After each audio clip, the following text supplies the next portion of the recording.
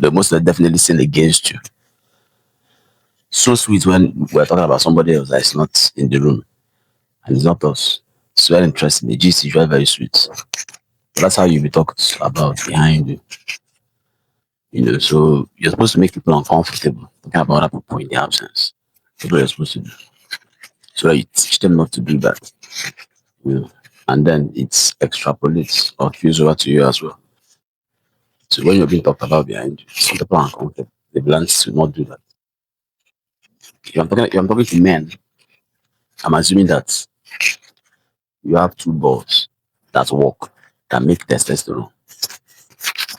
So you have the confidence to talk in front of a man, and that man.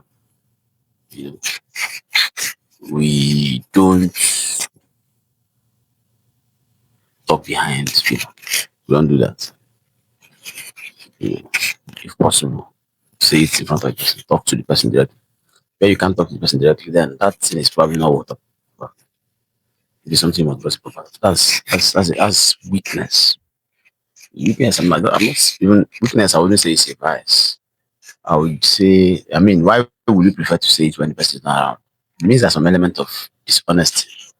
In that whatever it is that make you want to say behind it. If it is so true that it should be talked about, then why not express this? And then most definitely don't participate. Don't participate. If you do, then you don't have your back. They smear the head out of your back. So over the past 10 years, 8 years, once it's gossip going on, and I pick that it's gossip going on, and usually one of the ways you know it, the person talking to you about the other person, are friends with that other person, and you're talking to me. I'm not even too much of your friend about your own friend behind your friend. This is somebody I see with all the time. We are not even that close for you to be saying that to me. We want to get some form of high off of what you're saying about your friend, and you want to use me to do that. No, I won't encourage that. So what I do is I piece the conversation. I piece it into like piecemeal. I break it into. I try to be logical with what's going on, you know, and let you not enjoy that gossip you want. That's the way gossip should go. Gossip should go with the yes men type of responses, like yes, that's true, yes. Because usually the person is complaining about something the person does that they don't like. They can't talk about in front of the person. So they want you to be going, yes, it's true. Not true, it's true.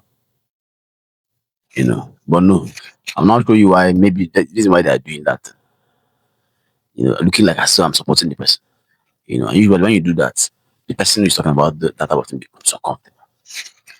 That's how, so I don't even just walk away or tell the person say I'm not harsh with whoever is trying to gossip. Just make the atmosphere not favorable for what you want to do. That high you want to get off of possibly slandering your friend, I will not let you get that high. You know, but men, women like to listen to stories, tell stories. So that storytelling component where, and then they like to movies, I don't know. I don't know how it works for women. I don't know. But for men, we are not permitted to talk behind another man. No, you keep it to the man directly. That's why testosterone is at an all-time low amongst men. It's a hormone that assists masculinity. So when you put yourself in spaces where masculinity is called into use, the hormone is released. So you want to put yourself in those type of spaces, like in front of another man, not even in confrontational situations that require hanging your both balls. You want to be in those type of situations a lot, you know, and the hormone is always there. And then that's how the biggest pharmacy in the body in the world is the brain. That's the man that controls everything. He makes sure he releases, he controls, he inhibits, he releases, That's what all the hormones in the body are. Those are drugs. All the drugs, most of the drugs you see in the pharmacies, those drugs are all mimics of what is already in the body, naturally. But when we permit certain things, we now inhibit certain things to where we now need it to get externally. We'll talk about natural ways of stimulating testosterone release and keeping it at optimum concentrations in the blood. But meanwhile, the most understandable thing we're saying now is don't see anything behind anybody. Like when you have a bone, speak with them. You don't pick a bone with somebody behind them. You call them, hey, Alpha, I want to talk with you. You talk with them and argue with them if possible. If you get to shouting, you can even, yes, with the person, it's better. Better. And if somebody wants to be with you, make the person uncomfortable. I just give you one technique you can use. Make the person uncomfortable. You know, the argument, make it to where the person has to think before they say what they're saying. So that they don't enjoy that bad talking behind somebody.